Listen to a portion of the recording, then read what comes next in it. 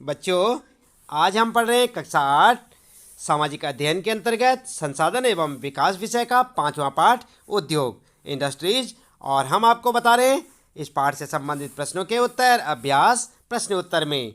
तो चलिए जान लेते हैं। सबसे पहला प्रश्न है आपका, निम्नलिखित प्रश्नों के उत्तर दीजिए। और क्या है पहला प्रश्न? फर्स्ट है यहाँ पर, उद्योग शब्द का क्या तात्पर्य है? तो क्या तात्पर्य है आप जानते हैं बच्चों? नहीं ना? चलिए जान लेते हैं। उत्तर में लिखेंगे, उद्योग का संबंध आर्थिक गतिविधि से है जो कि वस्तुओं के उत्पादन, खनिजों के निष्कर्षण अथवा सेवाओं की व्यवस्था से संबंधित है। तो इस प्रकार से आप अपने इस पहले प्रश्न का उत्तर लिख सकते हैं। अगला प्रश्न है बच्चों दूसरा, सेकेंड वाला। इसमें है, वे कौन से मुख्य तथ्य हैं जो उद्योग की अवस्थिति को प्रभावित करते हैं? तो कौन कौन से हैं चलिए जान लेते हैं। उत्तर है, उद्योगों की अवस्थिति को प्रभावित करने वाले कारक। और यहाँ पर हेडिंग डाल के लिखेंगे आप। नंबर 1 कच्चे माल की उपलब्धता, नंबर 2 भूमि, नंबर 3 श्रम, नंबर 4 शक्ति के साधन, नंबर 5 परिवहन और नंबर 6 बाजार। ठीक है ना? तो इसी प्रकार से आप इस सेकेंड वाले प्रश्न का उत्तर लिखेंगे और इसे याद भी करें। थर्ड वाला क्वेश्चन है बच्चों, कौन सा उद्योग प्रायः आधुनिक उद्योग का मेरुदंड कहा जाता है और क्यों? तो क्यों कहा जाता है मेरुदंड? उत्तर में लिखेंगे आप, लोहा इस्पात को आधुनिक उद्योग का मेरुदंड कहा जाता है क्योंकि अन्य उद्योगों के लिए उनकी आधारभूत सामग्री जैसे औजार और मशीनें आदि लोहा इस्पात से बनी होती हैं ना? आपने देखी होंगी सारी की सारी जो अन्य मशीनों पे काम करने वाले जो उद्योग होते हैं और जिन उद्योगों में जिन चीज़ों से हम काम करते हैं वो सारे किससे बने होते हैं? लोहे से बने होते हैं ना? तो सारे के सारे औजार और मशीनें किससे बनी होती हैं? लोहे से। तो इस प्रकार से आप अपने इस थर्ड क्वेश्चन का उत्तर लिख सकते हैं। इसके बाद बच्चों यहाँ पर जो है अगला प्रश्न होता है शुरू, कपास उद्योग मुंबई में तेजी से क्यों विकसित हुआ है? तो क्यों विकसित हुआ है मुंबई में कपास उद्योग? उत्तर में लिखेंगे, कपास उद्योग के मुंबई में तेजी से विकसित होने के कारण। और हेडिंग डाल के लिखेंगे 1 2 3 4 करके। नंबर 1 उष्ण और आर्द्र जलवायु का होना, नंबर दूसरा मशीन आयात के लिए पत्तन की उपलब्धता और नंबर तीसरा कारण लिखेंगे कच्चे माल की उपलब्धता, नंबर 4 दक्ष श्रमिकों की उपलब्धता। तो ये सारे कारण हैं जिसके कारण कपास उद्योग मुंबई में तेजी से विकसित हो रहे हैं। इसके बाद अगला है प्रश्न बच्चों, बेंगलोर और कैलिफोर्निया में सूचना प्रौद्योगिकी उद्योग के बीच क्या समानता है? तो क्या समानता है? उत्तर आप लिखेंगे, बेंगलोर और कैलिफोर्निया में सूचना प्रौद्योगिकी उद्योग के बीच समानताएं। और 1 2 3 4 करके लिखेंगे क्या क्या समानताएं हैं। नंबर 1 लिखेंगे, सर्वाधिक संख्या में सूचना प्रौद्योगिकी महाविद्यालय और शैक्षिक संस्थान हैं।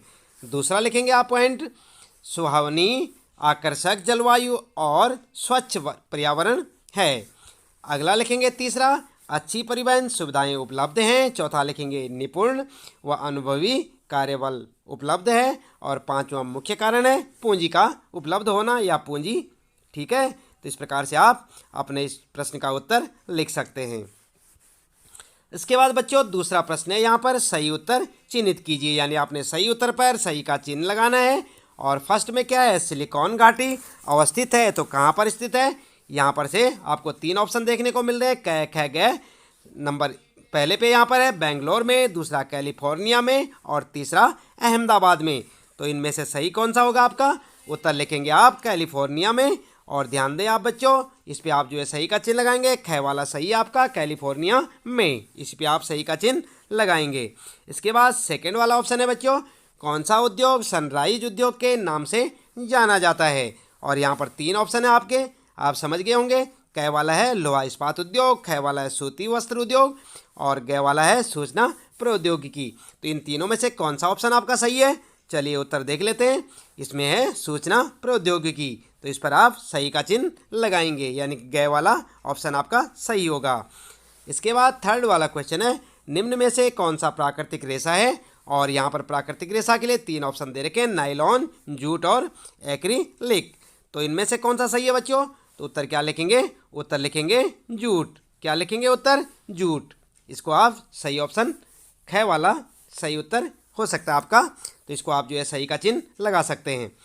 क्या है इसमें? ख वाला जूट का। ठीक है, तो ये वाला आपका ऑप्शन सही होगा। इसके पीछे ये प्रश्न ना लिखें, यहाँ पर आप इसे हटा दें, खाली जूट लिखें। उत्तर में क्या लिखेंगे? जूट। और इसके बाद बच्चों अगला है यहाँ पर जो है अंतर स्पष्ट कीजिए। तो अंतर स्पष्ट कीजिए में आप जो है तीसरे प्रश्न में यहाँ पर कृषि आधारित और खनिज आधारित उद्योग में और सार्वजनिक क्षेत्र और संयुक्त क्षेत्र के उद्योग में, इनमें आपने अंतर बताना है। यहाँ पर इन दोनों में बताना है और यहाँ पर इन दोनों में। तो कैसे लिखेंगे आप? उत्तर लिखेंगे सबसे पहले फर्स्ट वाला क्वेश्चन करेंगे, कृषि आधारित और खनिज उद्योग। तो यहाँ पर जो है इस प्रकार से आप एक टेबल सी बनाएंगे बच्चों और इसके अंदर अंतर बताएंगे। सबसे पहले यहाँ पर लिखेंगे कृषि आधारित उद्योग और यहाँ पर लिखेंगे खनिज आधारित उद्योग। इन दोनों में क्या अंतर है?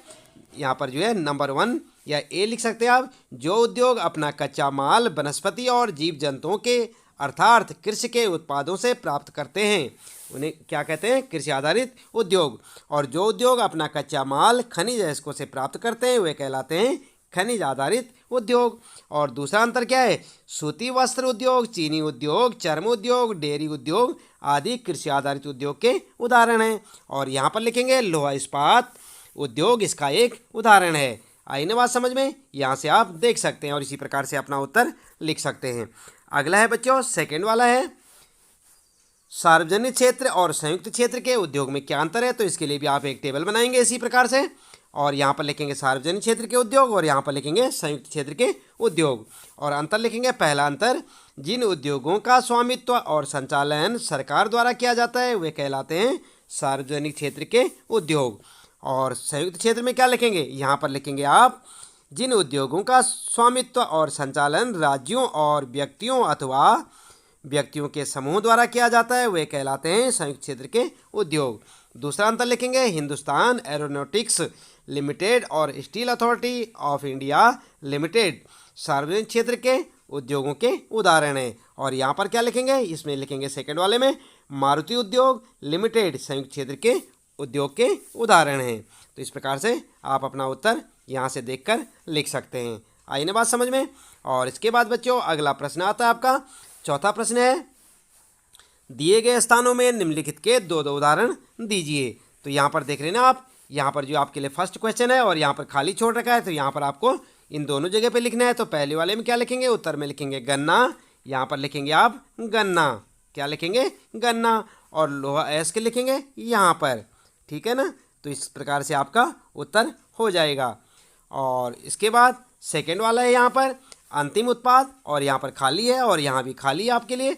तो यहाँ पर क्या लिखेंगे? यहाँ पर लिखेंगे चीनी। आप देख रहे हैं ना यहाँ पर, ये है चीनी।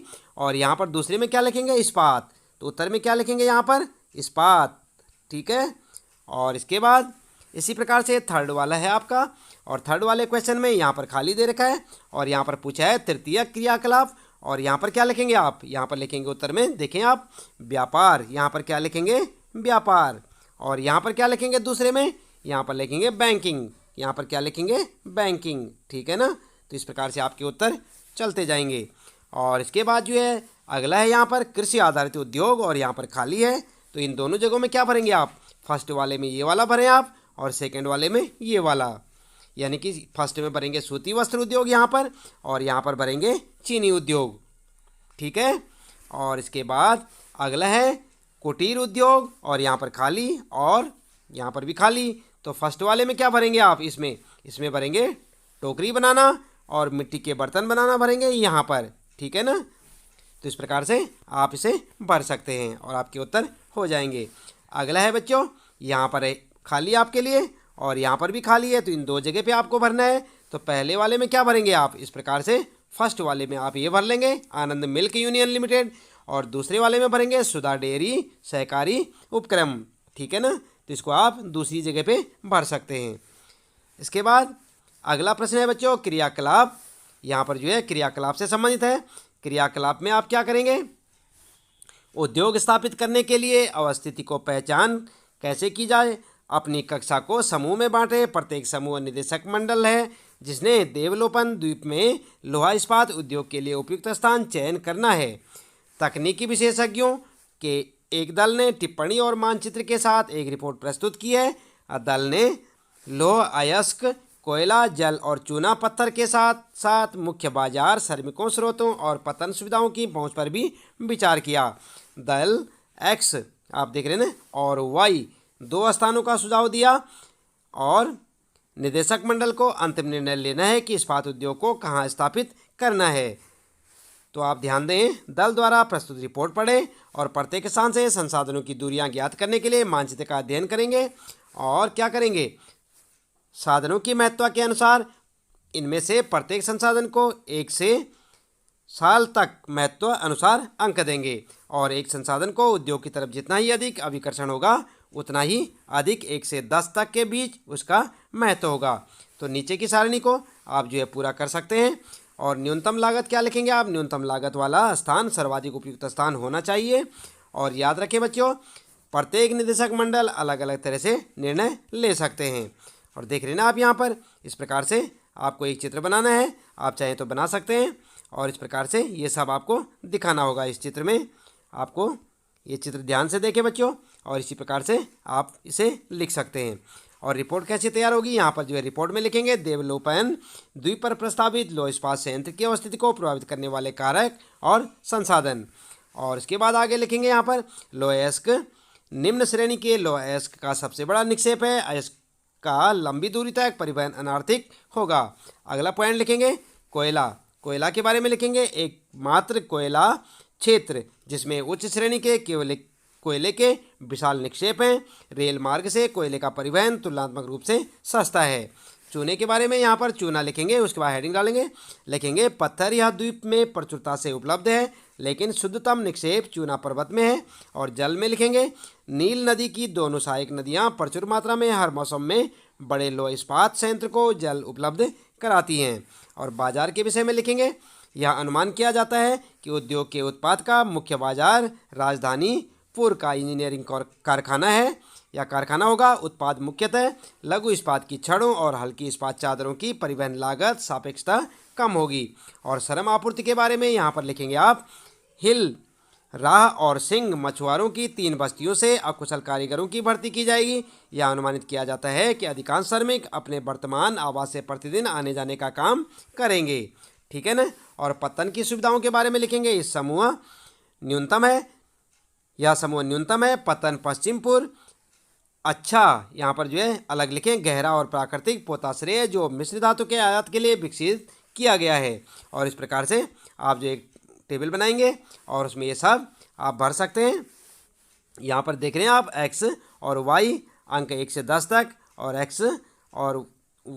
एक्स दूरी वाई के स्थान के लिए अंक। और यहाँ पर लिखेंगे लौह अयस्क, कोयला, चूना पत्थर, जल, मुख्य बाजार, श्रम आपूर्ति और कुल यहाँ पर जो है इसे टोटल कर सकते हैं।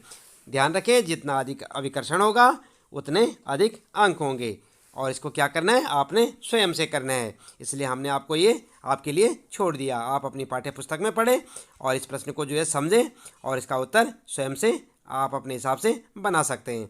ठीक है बच्चों, तो इसके साथ ही इस पाठ से संबंधित प्रश्नों के उत्तर यहाँ पर समाप्त होते हैं और उम्मीद है कि आपको अच्छे से ये प्रश्न जो है समझ आए होंगे बच्चों।